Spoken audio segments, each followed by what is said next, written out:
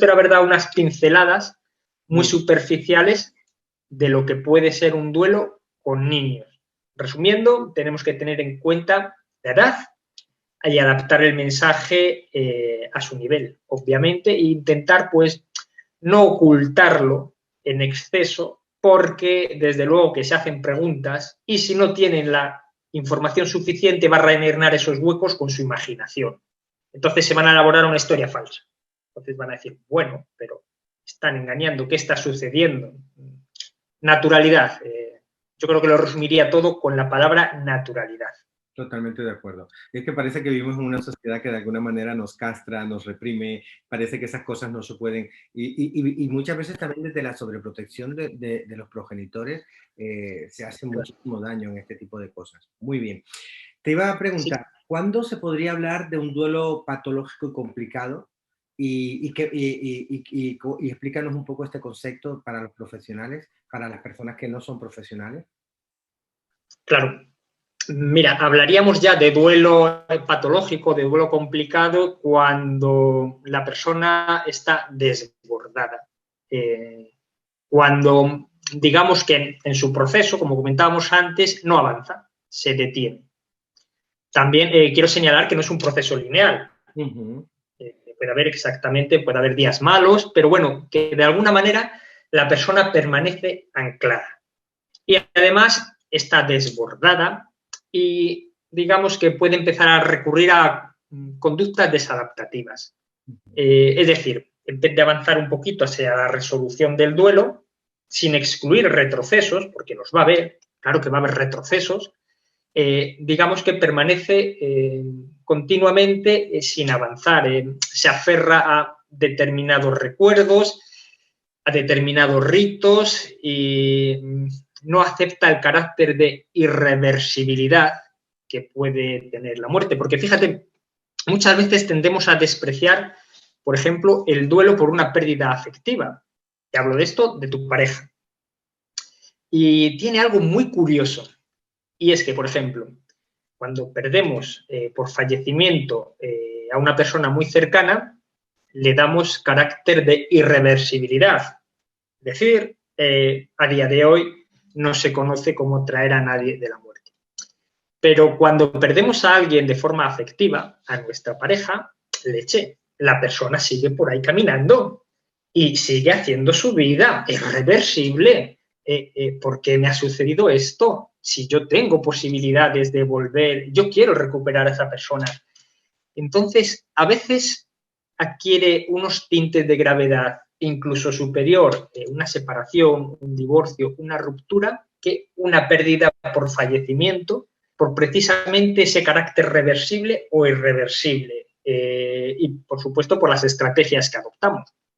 Lo que es irreversible, Dorian, lo tenemos todos forzosamente que asumir.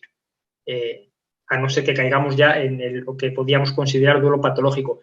Pero una pérdida afectiva, la persona sigue haciendo su vida por ahí y puede llegar a costar más tiempo superarlo. Así que duelo patológico respecto a fallecimiento, claro que sí, pero también puede ser, y lo vemos mucho en consulta, respecto a un proceso de separación, de divorcio o de ruptura emocional o sentimental. Es un dolor bastante profundo y además que se ve un poco distorsionado por ese carácter de reversibilidad, de decir, oh, si yo puedo recuperar a mi objeto amado, a persona amada, por favor, dime cómo puedo volver. A veces me plantea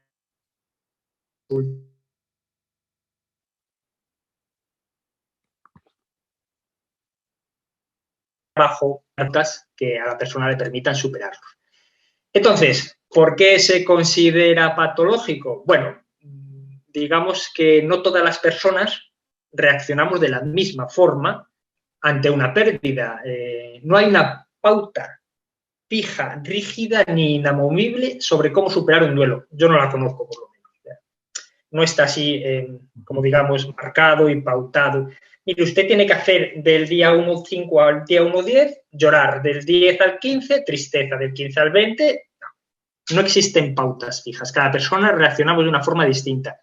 Pero si recurrimos a conductas desadaptativas, si detenemos el proceso, si sentimos que no avanzamos, entonces podríamos estar hablando de duelos complicados, más que patológicos, bueno, son términos similares, pero duelos complicados sobre los que habría que intervenir para dar ese empujón a la persona hacia su resolución. Muy importante. Muchas veces vemos por internet, en asociaciones, sitios web que trabajan el duelo, en donde hablan de las etapas del duelo. Muchas veces veo de forma muy reiterativa que hablan de la denegación, el aislamiento, la ira, la negociación, la depresión y la aceptación. ¿Nos podrías ampliar un poco sobre esto? Claro, claro, Dorian. Esto es uno de tantos mitos y bulos que circulan en redes sociales en torno a campos de salud mental.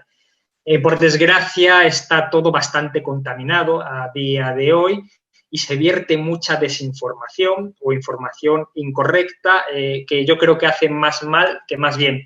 En ese sentido, hacer un llamamiento a las personas a que consumamos información de calidad, a que porque veamos un meme no le demos inmediatamente valor de realidad, porque y en estas cosas existe gran desinformación, muchísimo intrusismo y, en definitiva, consumir esta clase de información puede alterar la forma en la que nos enfrentamos a determinadas cosas y, además, no es verdad. Y, en concreto, esto de las etapas del duelo es uno de tantísimos bulos que circulan, que, bueno, podríamos dedicar varios programas enteros al mundo de las pseudociencias y de la desinformación. Pues mira, ese modelo yo creo que fue en los años 60, surgió de las investigaciones de una psiquiatra que realizó con pacientes terminales de cáncer en un hospital. Entonces, de alguna forma llegó a determinar que bajo circunstancias muy concretas se producían una serie de etapas. Eso sí, circunscrito únicamente a su campo de estudio. ¿Qué ha ocurrido? Que se ha intentado replicar y las investigaciones han concluido que no es un modelo válido. Las etapas a través de las cuales una persona transita no son de ninguna manera las descritas en la literatura popular, que van la denegación, la ira, la negociación, la depresión, la aceptación. Yo, por ejemplo, yo no he conocido a nadie que negara que su ser querido, por ejemplo, había fallecido. O sea, ¿dónde está esa fase? O sea, nadie niega, o sea, sí, se me ha ido, ¿vale? Entonces, ahí ya tenemos un obstáculo. Es un modelo que no está válido y que además hace más daño que bien. ¿Por qué? Porque si yo consumo esa clase de información incompleta, puedo pensar, digo, uy, si yo no he llegado a la fase de ira, algo estoy haciendo mal, Dorian. No estoy haciendo bien el duelo, yo no estoy enfadado y no pasa nada. Esas fases son mera literatura de los años 60 que no se ha validado y yo diría que las fases de un duelo son individuales, pueden ser esas, pueden no serlo, pueden ocurrir en ese sentido, pueden darse en orden inverso, pueden darse varias a la vez, puede no darse ninguna a la vez. Es un modelo que excluiría por completo. Pero ¿qué ocurre? Cuando nos presentan una fórmula o un modelo fácil, esto es muy sencillo, denegación, ira, negociación, depresión y creo que la aceptación. Pues tendemos a asumirlo, bueno, esto es sencillo de seguir, voy a seguirlo. Bueno, pues en este caso el proceso es más complejo o no tan complejo, pero que de ninguna forma tiene relación con eso que nos comentas, que bueno, puede ser un mito, un falso mito, como el programa este de Discovery Channel que anunciaban cazadores de mitos. Pues aquí podríamos dedicarnos a cazar mitos, porque es muy posible que el doliente no experimente ninguno de esos síntomas, o uno, o dos, o no en ese orden, o en ningún orden, pero de ninguna manera es un modelo válido y está completamente desactualizado, además. Muy bien, muy bien. No, y tú imagínate que también una persona siguiese ese modelo, realmente es como que tú tienes una herida, la tienes llena de apósitos y la tienes curada y te empiezas a destapar la herida a ver si te han cogido los puntos adecuadamente y vuelves a mirar. Entonces te hace entrar en un bucle en ese proceso de duelo. Estarías en un bucle permanentemente diciendo, no estoy en esta etapa, no le he pasado, algo ha pasado en mí. Entonces sería un poco un poco complicado. Claro. Fíjate qué curioso, porque, por ejemplo, menciona una etapa de negociación. Es decir, bueno, yo puedo perfectamente pasar un duelo sin negociar con la muerte que me devuelva a mi ser querido. No pasa nada. Tampoco tengo por qué denegar lo que ha ocurrido. Hay personas que es verdad que tienden a aislarse como forma de protección. Hay personas que tienden a expresar su dolor para visibilizarlo y para que eso contribuya a sanarse y a aceptarlo. Y no pasaría absolutamente nada. Si alguien sigue los pasos que proponía hace 50 o 60 años este modelo, lo estaría haciendo bastante mal y posiblemente estaría negando la posibilidad de seguir un duelo, pues un proceso válido que le ayudara a superar ese trance.